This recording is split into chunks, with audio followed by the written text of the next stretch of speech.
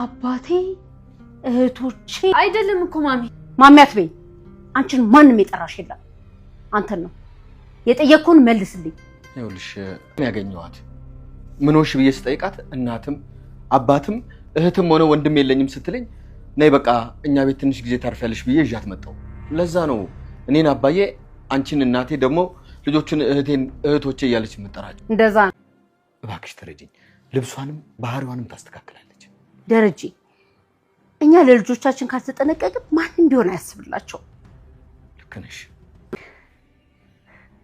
እና በቃ ታዋቂ ሊሆን ነው በጣም እንጂ ጣላሻለሁ አንቺ እሺ እንዴ ያልፈልገው ዋዬ አጫዋች አገኘሽ አይደል? አይ አጫዋች አይደለም ጓደኛ ነው ያገኘሁት። እስኪ ሳሚኝ። የኔ ልጅ ነው ያልከው? አዎ የኔ ልጅ። ሁለተኛ ተሳስተ ቤት ውስጥ የኔ ልጅ እንዳትለኝ። እሷ ሙሽራ ነሽ? የዘንድሮ ሼባ ሆነ ህፃን አለ ነው ያባሰበት። ሲሞ ምትመስያለሽ በእናትሽ። ደህና ሴት እንኳን አይመርጥም። ናክ ሲጀመር እኮ ትኩር ብለሽ ብታያችሁ ይመሳሰላሉ። አንቺ አባትሽ እኮ ነው። አውቃለሁ ማዬ። ግን እንዴት አንዴት ልጅ ዝም ብሎ ከመንገድ ቤት ሲያስገባ ልብስ ሲገዛላት ከኛ በላይ ሲንከባከባት ቆይ ለምን ብለሽ የማትጠይቂው?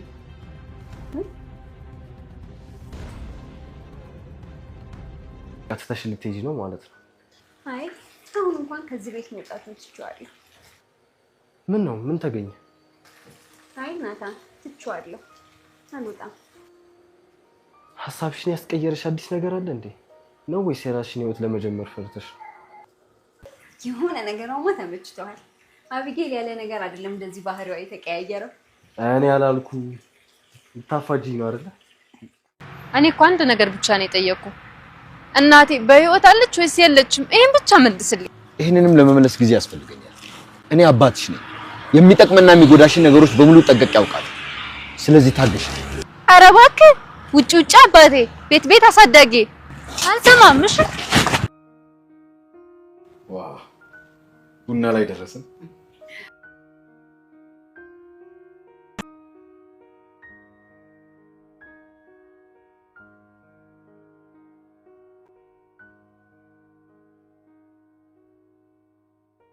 መጀመሪያው ፋይት ይካሄዳል።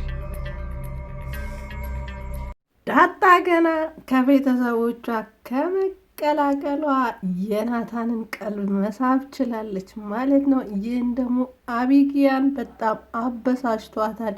ምክንያቱም አቢጊያ በናታን የሚመጣባትን ሰው እንደምጠላ አስቀድማ ሰራተኛ ወይም የዳጣ ወላጅ እናት ነግራት ነበረ። ሰላም ጤና ይስጥልኝ ውድ የዚህ ቻናል ተከታታዮች እንዴት ናችሁ? እንኳን ወደዚህ ቻናል በሰላም መጣችሁ።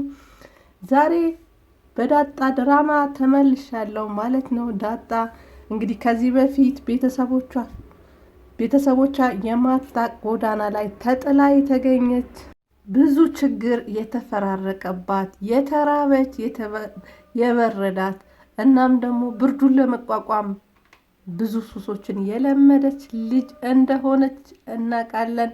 እና በብሩክና በሞገስ አማካኝነት ወደ ቤት አስገብተዋት በባለፉ 6 ወራት ከነሱ ጋር እንደነበረች ሞገስ ሲናገር ሰምተናል ማለት ነው። እንግዲህ አሁንም ሞገስ በገባላት ቃል መሰረት ቤተሰቦቿ እንግዲህ ከጓደኞቿ አረጋግጠው ቤቷን አፈላልገው የአባቷ ቤት ተገኝተዋል ማለት ነው። እንግዲህ እሷ ችኩል እንደሆነች እናም ደግሞ በጣም ውስጧ ተሰምቶት ቤተሰብ የለኝም ብላ ስለምታስብ ጓደኛም ለመያዝ ወንድሜ ቢሆን ብላ እያሰበች የወንድ ጓደኛ እንኳን መያዝ አልቻልኩም ብላ ስትል ነበረ። ሰው ከቤተሰቡ ጋር ሲሆን ሲዝናና አባቴ እናቴ ሲል በጣም ይሰማት እንደነበረ ስሜታዊ ትሆን እንደነበረ ከዚህ በፊት አይተናል ማለት ነው።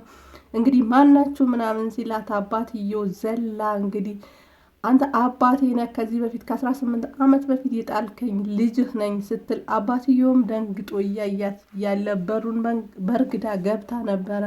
እንግዲህ ሳሎን በተሰበሰቡበት ስትገባ ስርዓት የሌላት ልጅ ናት ማናት እንግዲህ አስወጣልኝ ብላ ባለቤቱ ማለት ያሁን የዳጣ አባት ሚስት እንዲያስወጣት ነግራው ነበረ። አባትየውም ይዘዋት ወጥቶ ካፌ ቁጭ ብለው ከ18 ዓመት በፊት በአንድ ቀን ስተት የወለድኳት ልጄ ወንድሜ ከቤት አውጥቶ ጥሎብኛል ለኔ ትዳር ብሎ ትዳሬ እንዳይፈርስ ብሎ እናም ደግሞ ከትዳር ውጪ የወለድኳት ልጅ አለችኝ። ግን አንቺ ትሁኝ አትሁኝ መጀመሪያ ማረጋገጥ አለብኝ። አንቺ ከሆንሽ በደስታ ነው የምቀበልሽ። ምክንያቱም የ18 ዓመት ጸጸቴ ነሽ እና አንድ ቀን በስርዓት እንኳን እንቅልፍ ተኝቼ አላቅም።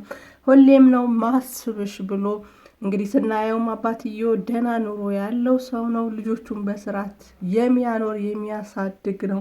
ዳጣ እንግዲህ ከእንደዚህ አይነት ቤተሰብ ተፈጥራ እሷ ግን የምትበላውን ምግብ እየለመነች ነው ያደገችው።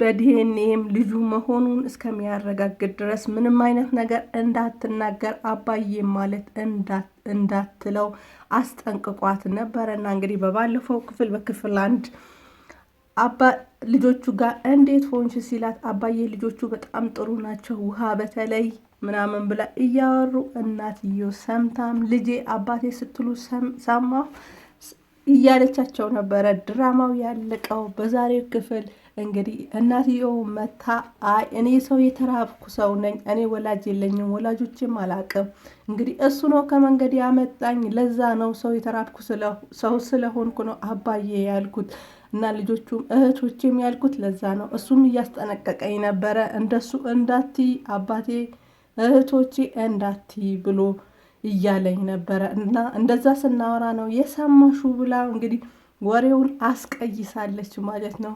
እንግዲህ አባትየውም እናትየው ሲያወራት አስወጣት። ልጆቹ ታበላሽብኛለች፣ አለባበሷም አመጋገቧም ሁኔታዋ ሁላ ደስ አይልም።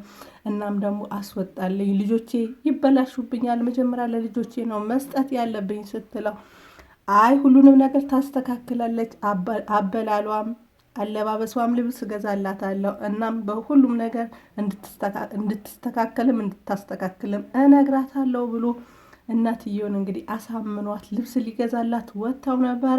መንገድ ላይም ቆመው